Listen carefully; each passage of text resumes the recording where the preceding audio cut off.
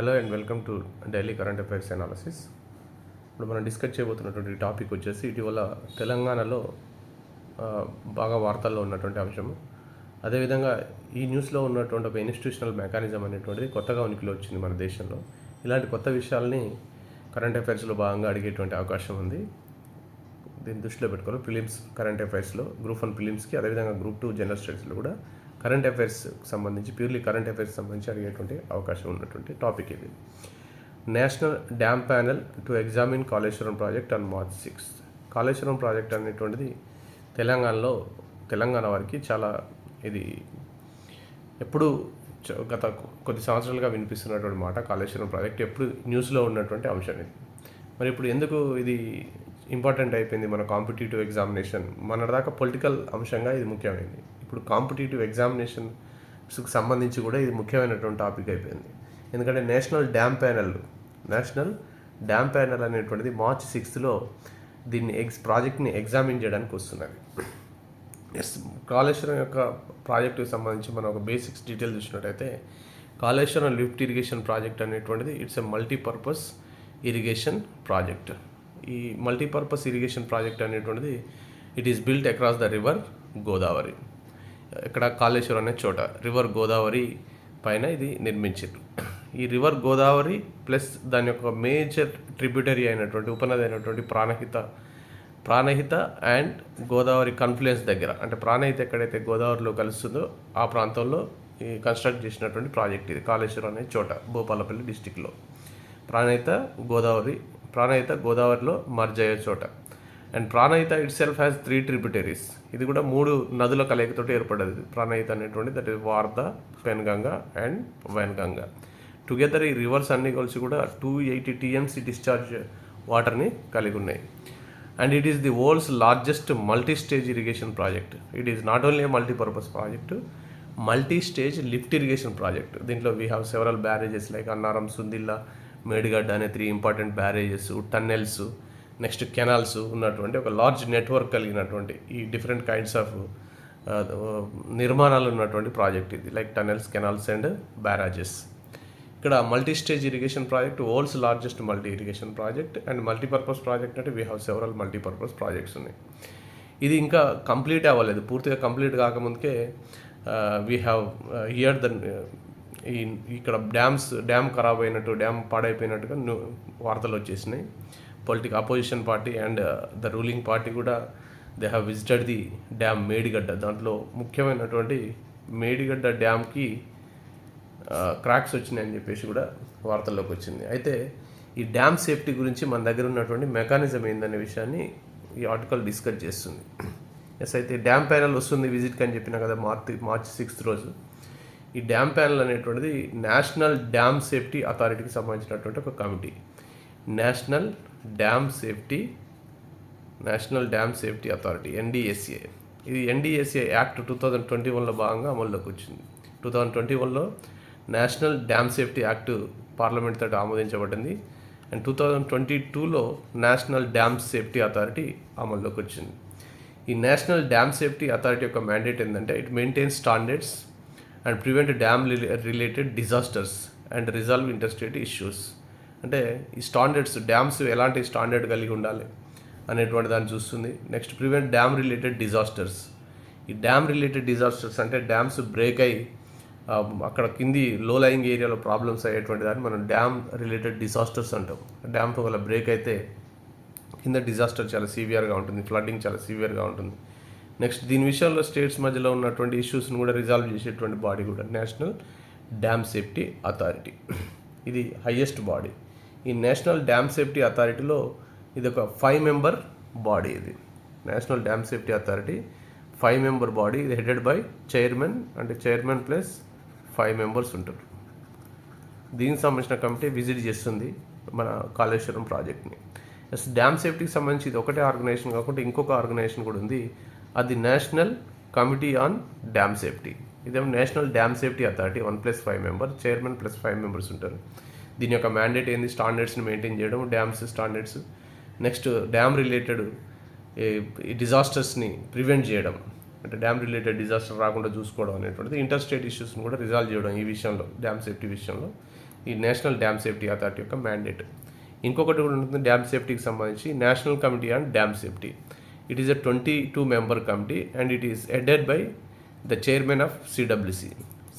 Central water commission chairman దీనికి ఆటోమేటిక్గా chairman అంటారు. దీనికి national Committee on Dam safety. రెండింటి విషయంలో కన్ఫ్యూజ్ కావద్దు. National Committee on Dam safety is headed by the chairman of CWC అనేది సెంట్రల్ వాటర్ కమిషన్ యొక్క రోల్ ఏంటంటే it monitors the water levels in the dams, rivers and other water బాడీస్లో water లెవెల్ని monitor చేస్తుంది. During floods ఇది warnings issue చేస్తుంది. అంటే under National Disaster Management Act ప్రకారం ఈ సిడబ్ల్యూసి అనేది ఈ ఫ్లడ్ లెవెల్ని, వాటర్ లెవెల్ని మానిటర్ చేసేటువంటి ఆర్గనైజేషన్.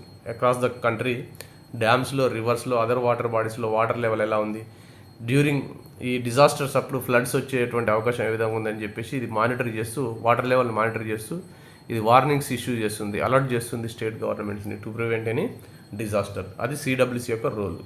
సిడబ్ల్యూసి యొక్క చైర్మన్ ఉంటుండు. ఈ చైర్మనే National Committee on Dam Safety కూడా చైర్మన్. ఇతను ఎక్స్ అఫీషియల్ చైర్మన్. అంటే సిడబ్ల్యూసి చైర్మనే National Committee on Dam Safety. National Dam Safety Authority వేరు, National Committee on Dam Safety వేరు. దీంట్లో 22 మెంబర్స్ ఉంటుండ్రు. దీని యొక్క మెయిన్ మ్యాండేట్ ఏంటంటే స్టేట్ డ్యామ్ సేఫ్టీ ఆర్గనైజేషన్. ప్రతి స్టేట్కి ఒక డ్యామ్ సేఫ్టీ ఆర్గనైజేషన్ ఉంటుంది. ఈ డ్యామ్ సేఫ్టీ ఆర్గనైజేషన్స్ మధ్యలో వచ్చేటువంటి ఇష్యూస్ని రిజాల్వ్ చేసేటువంటి మ్యాండేట్ ఉంది దీనికి. అంటే ఎవ్రీ స్టేట్కి సంబంధించి ఒక డ్యామ్ సేఫ్టీ ఆర్గనైజేషన్ ఉంటుంది. ఆ ఆర్గనైజేషన్స్ మధ్యలో వచ్చేటువంటి ఇష్యూస్ని రిజాల్వ్ చేసేటువంటిది ఈ national Committee on Dam safety యొక్క రోల్. రైట్, ఇది దీనికి సంబంధించినటువంటి కొన్ని ఫ్యాక్ట్స్. మనం డిస్కస్ చేయబోతున్నటువంటి రెండో టాపిక్ వచ్చేసి మన పొరుగు దేశానికి సంబంధించింది. ఈ పొరుగు దేశంలో ఏం జరిగినా అది ముఖ్యమైనదే కరెంట్ అఫైర్స్ విషయంలో. అట్లీస్ట్ దానికి సంబంధించినటువంటి హెడ్ ఆఫ్ ద గవర్నమెంట్ని, హెడ్ ఆఫ్ ద స్టేట్ని మనం తెలుసుకోవాల్సినటువంటి అవసరం ఉంటుంది కాంపిటేటివ్ పర్పస్లో. Next, Shahbaz Sharif becomes the Pakistan's PM for second time. He was also a prime minister. ఇంతకుముందు కూడా ప్రైమ్ మినిస్టర్. ఇతను 2022 తర్వాత సెకండ్ టైం ప్రైమ్ మినిస్టర్గా ఎలక్ట్ అయ్యాడు షహబాజ్ షరీఫ్. షహబాజ్ షరీఫ్ యొక్క పార్టీ ఏంటంటే PMLN, పాకిస్తాన్ ముస్లిం లీగ్ నవాజ్. ఇది నవాజ్ షరీఫ్ యొక్క పార్టీ. పాకిస్తాన్ ముస్లిం లీగ్ అనేటువంటిది ఫార్మర్ పాకిస్తాన్ ప్రెసిడెంట్ అయినటువంటి నవాబ్ షరీఫ్ యొక్క పార్టీ. ఇతను నవాజ్ షరీఫ్, ఇక్కడ newly elected president Shahbaz Sharif. వీళ్ళిద్దరు బ్రదర్స్. నవాజ్ షరీఫ్ కూడా former Pakistan prime minister. Yes, అయితే ఇది కోయలేషన్ గవర్నమెంట్. ఈ కోయలేషన్ గవర్నమెంట్లో షహబాజ్ షరీఫ్కి, అంటే PMLN లీడర్ అయినటువంటి షహబాజ్ షరీఫ్కి 201 ఓట్స్ వస్తే అతను అయూబ్ ఖాన్, అతను PTI, పాకిస్తాన్ తెహరీక్ ఇన్సాఫ్ అనేటువంటిది ఇమ్రాన్ ఖాన్ యొక్క పార్టీ. అతని మధ్యలో జైల్లో వేయడం మనం చూసినాం. ఒమర్ అయూబ్ ఖాన్కి 92 ఓట్స్ వచ్చినాయి. దీంతో ఇతను PMLN లీడర్ అయినటువంటి షహబాజ్ షరీఫ్ అనేటైన he becomes the Pakistan PM for second time after 2022. అతను విక్టరీ స్పీచ్లో ఏమన్నాడంటే పాకిస్తాన్ సిచ్యువేషన్ అనేటువంటిది, పర్టికులర్లీ ఫినాన్షియల్ సిచ్యువేషన్ అనేటువంటిది చాలా దారుణంగా ఉంది. అలారమింగ్ డెట్ క్రైసిస్ని పాకిస్తాన్ ఫేస్ చేస్తుంది. మనకు తెలుసు శ్రీలంకలో అయితే ఎలాగైతే క్రైసిస్ వచ్చిందో అట్లే పాకిస్తాన్ పరిస్థితి కూడా అలాగే ఉంది. And he also said that he would not part of any game. తను ఎవరు గేమ్లో కూడా, ఎవరు ప్లే చేసే గేమ్లో కూడా నేను పార్ట్ కానని చెప్పేసి డెట్ ట్రాప్డ్ ఎకానమీని అండ్ టెర్రరిజాన్ని ఎరడికేట్ చేయడం, అంటే ఎకానమీని రివైవ్ చేస్తూ ఆల్రెడీ సంక్షోభంలో ఉన్నటువంటి ఆర్థిక వ్యవస్థని రివైవ్ చేసి దాన్ని గాడిలో పెట్టడం, నెక్స్ట్ టెర్రరిజాన్ని అంతం చేయడం అనేటువంటిది నా యొక్క ప్రయారిటీ అని చెప్పేసిండు. కానీ ఇతను నైబర్స్ తోటి ఫ్రెండ్లీ రిలేషన్షిప్స్ మెయింటైన్ చేస్తా అని చెప్తూనే కాశ్మీర్ ఇష్యూని రైజ్ చేయడం ద్వారా భారత్ తోటి అతను మంచి సంబంధాలను ఏం కోరుకోవట్లేదు, కాన్ఫ్లిక్ట్నే కోరుకుంటుందని చెప్పేసి అర్థమైంది. మనకు అంత ముఖ్యమైనటువంటి న్యూస్ కానప్పుడు కూడా పాకిస్తాన్ ప్రైమ్ మినిస్టర్ అతను మనకు చాలా ముఖ్యం. అట్లీస్ట్ మన పొలిటికల్గా అవేర్నెస్ కలిగి ఉండడానికి. కొన్ని పొలిటికల్ పార్టీస్ పాకిస్తాన్ని ఒక బూచిగా చూపించి తమ పబ్బం గడుపుకునేటువంటి అవకాశం ఉంటుంది. దాన్ని గమనించండి. ఇప్పుడు పాకిస్తాన్ ఏ రకం కూడా ఇండియాకు ఛాలెంజ్ చేసే సిచ్యువేషన్లో లేదు, దాని ఆలోచన కూడా లేదు. కానీ కొన్ని కంట్రీస్ ఎలక్షన్స్, కొన్ని పార్టీస్ ఎలక్షన్స్ ముందు దాని పేరు చెప్పేసి మేమేదో దాని నుంచి ప్రొటెక్ట్ చేస్తున్నాం అని చెప్తున్నది. పాకిస్తాన్ దాన్ని ప్రొటెక్ట్ చేసుకునే సిచ్యువేషన్ లేదు, చాలా డెట్ క్రైసిస్లో ఉంది, ఆర్థిక వ్యవస్థ చాలా పతనావస్థలో ఉంది. ఎస్, ఇది పేరు గుర్తుంచుకుంటే సరిపోతుంది. పార్టీ ప్లస్ పేరు గుర్తుంచుకుంటే సరిపోతుంది. Thank you. నెక్స్ట్ డిస్కస్ చేయబోయేటువంటి ఆర్టికల్ వచ్చేసి ఒక ఇంటర్నేషనల్ అగ్రిమెంట్కి సంబంధించినటువంటి ఆర్టికల్ ఇది.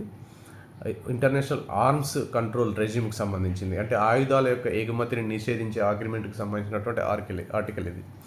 Caesar of cargo by India is unjustified says పాకిస్తాన్కి సంబంధించినటువంటి ఒక కన్సైన్మెంట్ అంటే group of goods, package of goods, అది చైనా నుంచి కరాచ్కి వస్తుంది. చైనాలోని ఒక పోర్ట్ నుంచి పాకిస్తాన్లోని కరాచ్కి వెళ్ళాల్సినటువంటి ఒక షిప్, ఒక కన్సైన్మెంట్ని కలిగినటువంటి షిప్ని ముంబైలో ఇండియన్ కస్టమ్స్ అథారిటీస్ సీజ్ చేసినాయి after receiving intelligence inputs. Seize చేసిన దాన్ని, ఇది హై హ్యాండెడ్నెస్ని ఉపయోగించింది ఇండియా, ఇది కరెక్ట్ కాదు, కావాల్సిన అన్ని స్పెసిఫికేషన్స్ దీంట్లో ఉన్నాయి, ఇవి కమర్షియల్ యూజ్ కోసమే అని చెప్పేసి ఉన్నప్పటికి కూడా, స్పష్టంగా ఉన్నప్పటికి కూడా దాంట్లో specifications of the equipment clearly indicate it is purely commercial use అని చెప్పేసి పాకిస్తాన్ అంటుంది.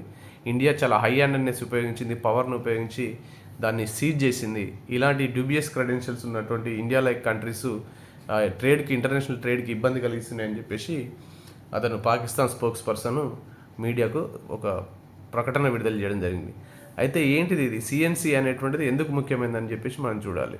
కంప్యూటర్ న్యూమరికల్ కంట్రోల్ మిషన్స్ ఉన్నాయి దీంట్లో, సిఎన్సిస్ ఉన్నాయి, కంప్యూటర్ న్యూమరికల్ కంట్రోల్ మిషన్స్.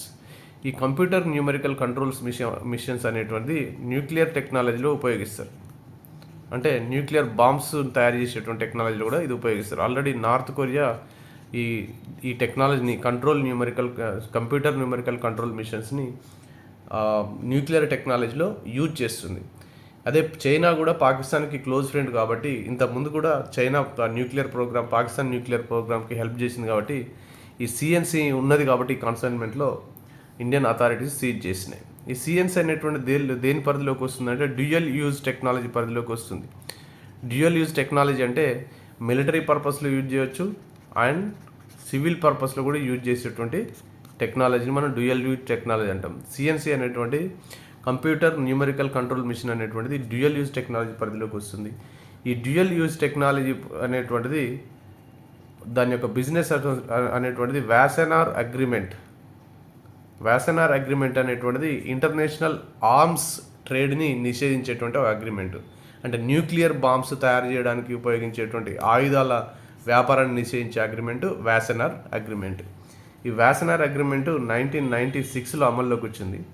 ఈ 96లో అమల్లోకి వచ్చినటువంటి ఈ వాసెనార్ అగ్రిమెంట్లో ప్రజెంట్ 42 మెంబర్స్ ఉన్నారు. ఇండియా కూడా దీంట్లో ఒక మెంబర్ కంట్రీ, వాసెనార్ అగ్రిమెంట్లో మెంబర్ కంట్రీ. ఇదేంది ఆర్మ్ కంట్రోల్ రెజిమ్ అంటే ఆయుధ వ్యాపారాన్ని, పర్టికులర్లీ ఈ న్యూక్లియర్ టెక్నాలజీకి సంబంధించినటువంటి అణుబాంబులు తయారు చేసే టెక్నాలజీకి సంబంధించినటువంటి ఆయుధ వ్యాపారాన్ని నిషేధించేటువంటి ఒక అంతర్జాతీయ ఒప్పందం వాసెనార్ అగ్రిమెంట్. ఈ సిఎన్సి అనేటువంటిది ఈ వాసెనార్ అగ్రిమెంట్ పరిధిలోకి వస్తాయి. అంటే వాసెనార్ అగ్రిమెంట్లో వీటి యొక్క వ్యాపారం నిషేధించబడి ఉన్నది కాబట్టి సిఎన్సి ఉన్నాయి కాబట్టి ఇండియా సీజ్ చేసింది. కంప్యూటర్ న్యూమరికల్ కంట్రోల్ మిషన్స్ ఉన్నాయి కాబట్టి సీజ్ చేసింది. ఈ సిఎన్సి అనేటువంటిది వాసెనార్ అగ్రిమెంట్ పరిధిలోకి వచ్చేటువంటి అంశమే. దీని యొక్క వ్యాపారం నిషేధిత జాబితాలో ఉంది. వాసెనార్ అనేటువంటిది ఒక ప్లేసు, నెదర్లాండ్స్లోని హేగ్స్ దగ్గర ఉన్నటువంటి ఒక ప్లేస్ ఇది వాసెనార్. నెదర్లాండ్స్ క్యాపిటల్ హేగ్లో దగ్గరలో ఉన్నటువంటి ఒక ప్లేస్ పేరుగా దీనికి అగ్రిమెంట్కి అది వచ్చింది. ఇది చాలాసార్లు అడిగారు వాసెనార్ అగ్రిమెంట్ అనేటువంటి దేనికి సంబంధించిందని చెప్పేసి మన గతంలో కూడా ప్రిలిమ్స్లో అడిగారు. ఇది ఆర్మ్స్ కంట్రోల్ రెజిమ్ అంటే ఆయుధ వ్యాపారాన్ని నిషేధించేటువంటి ఒక అంతర్జాతీయ ఒప్పందం. దీంట్లో ప్రజెంట్ 42 మెంబర్ కంట్రీస్ ఉన్నాయి. ఇండియా కూడా ఒక మెంబర్ కంట్రీనే. ఇక్కడ సిఎన్సి అనేటువంటిది డ్యూయల్ టెక్నాలజీ పరిధిలోకి వస్తాయి, కంప్యూటర్ న్యూమరికల్ కంట్రోల్ మిషన్స్ అనేటువంటిది. ఇక్కడ చైనా నుంచి పాకిస్తాన్కి వెళ్తున్న ఈ కన్సైన్మెంట్లో సిఎన్సీస్ కూడా ఉన్నాయి. వీటిని ఒక దాచిపెట్టి కన్సిల్ చేసి తీసుకువెళ్తున్నారు. దానికి సంబంధించిన ఇంటెలిజెన్స్ ఇన్పుట్స్ వచ్చినాయి కాబట్టి ముంబై కస్టమ్స్ అథారిటీస్ సీజ్ చేసిరు. దాన్ని పాకిస్తాన్ అనేటువంటిది high handedness ఉపయోగించింది India.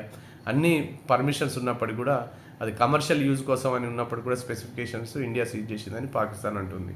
Let us see outcome ఎలా ఉంటుందో మనకు తర్వాత తెలుస్తుంది.